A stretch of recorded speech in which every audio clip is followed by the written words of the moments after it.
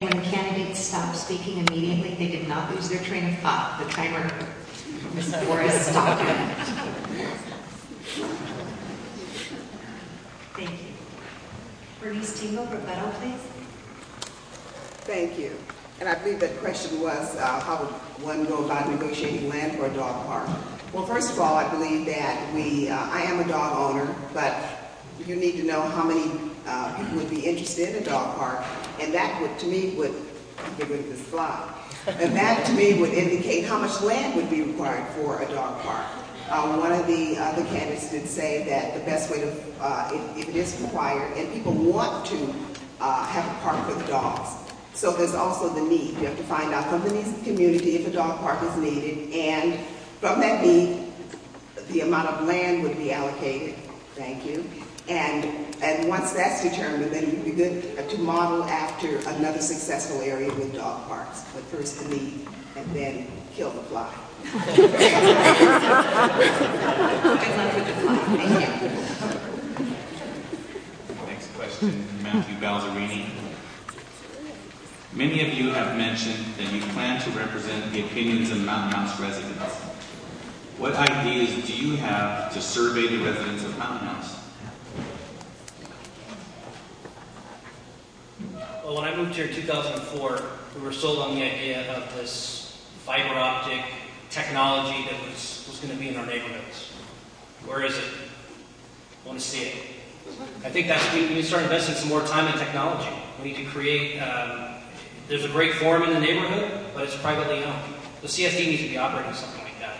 So I think that we need to start spending a little more attention looking at technology and enhance communication with the community.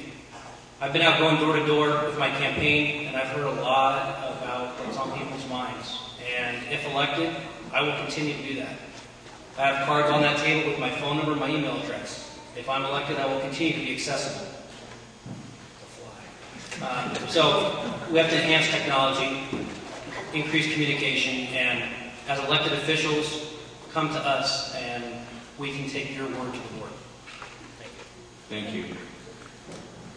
Rebuttal, Michael Klinkner.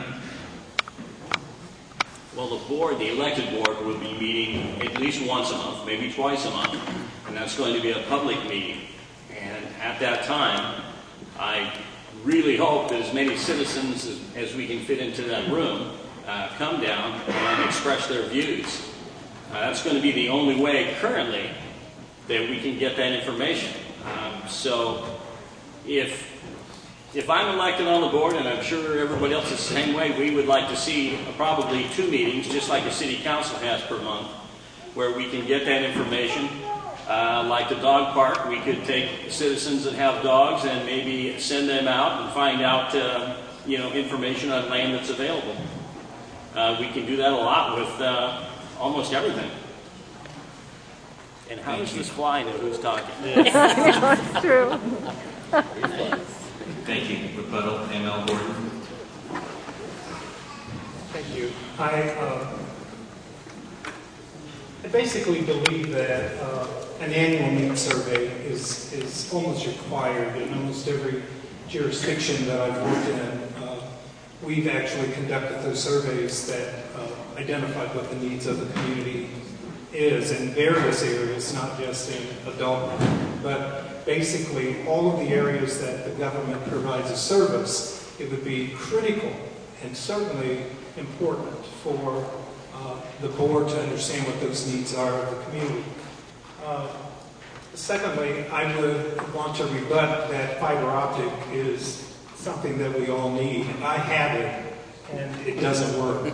So I'm a little surprised that others want it, but I am certainly not probably the ripe example of what fiber optic does for a household, but if it ever works, I'll be able to expound on it. And finally, I think it's important that we do include people in the public meetings, but it's far more important to recognize that not all citizens, I have to finish, I didn't finish my last one. Not all citizens actually attend the public meetings, but I certainly think that there is a forum where you can involve citizens by way of introducing surveys to their household. Thank you. Thank you. Next question, Eric Payne. If the number of requests for recreation programs outweighs the facilities available, how do you propose to satisfy the need?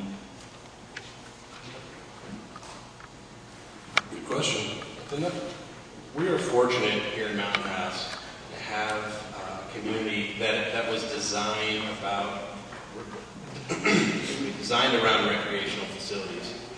With every new community getting a school, a park, we have baseball fields, soccer fields.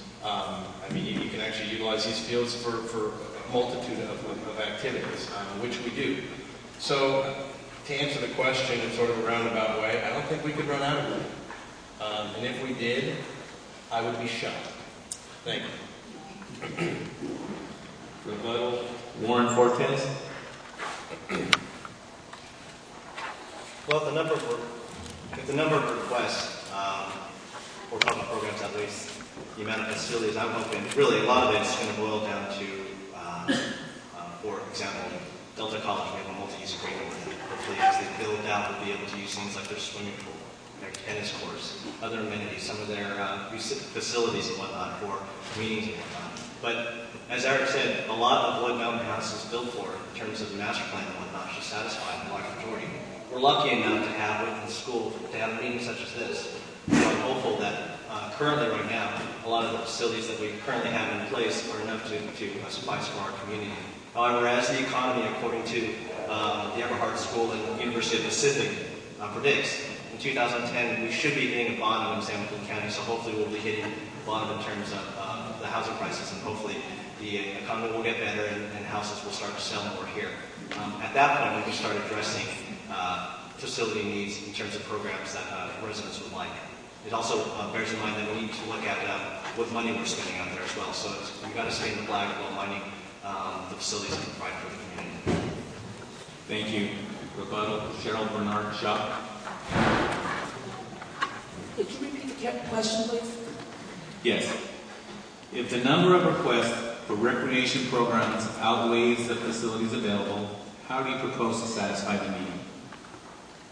Okay, first we need to make sure that the actual requests are outweighing the needs or the amount of facilities that we have. So obviously one of the things that we've got to do is make sure that we have some kind of calibrating system where maybe at one location or multiple locations within Mountain House, people can both sign up for use of the facility and schedule those appropriately. You might even do something where through the forum or a similar service, they could sign up for or register for use of facilities, and then also have that somehow overseen, not necessarily by the service district, but certainly maybe the parks could be the purveyor of maintaining the schedule. Also, I think we got to make use of the surrounding facilities in other communities. Let them know what we have available, and then do some limited use or sharing of our facilities with the surrounding neighboring communities. I think to be a good neighbor, that's how you can expand what you have available in terms of being able to use. And then finally, certainly our residents will take priority in terms of use of those facilities, but we want to make sure that we start looking at what can we do through the use of money that will be coming to the community through future sales of homes and other services that we provide here in Mountain House. Siphoning off some of that money for that purpose. Thank you. The next question is for Aaron Leahy-Coynan. What new activities or community events would you like to see started in Mountain House? I think that this kind of goes back and ties in with the first question about the ethnic festivities. I think that we should celebrate the diversity that our unique community has. We're a lot of transplants out here in this area, where we've come from a lot of different areas. I know I was born and raised in the Central Valley. I know people come from the Bay Area, and so it brings unique lifestyles. And so it'd be about celebrating the diversity of our community and making people feel really welcome. I know when people feel welcome, they feel that warm hand of fellowship in the community, it makes them want to be a part of it and participate and take an active role. It's when people don't recognize people that maybe talk like them or look like them, or they kind of think that maybe they're not as welcome or possibly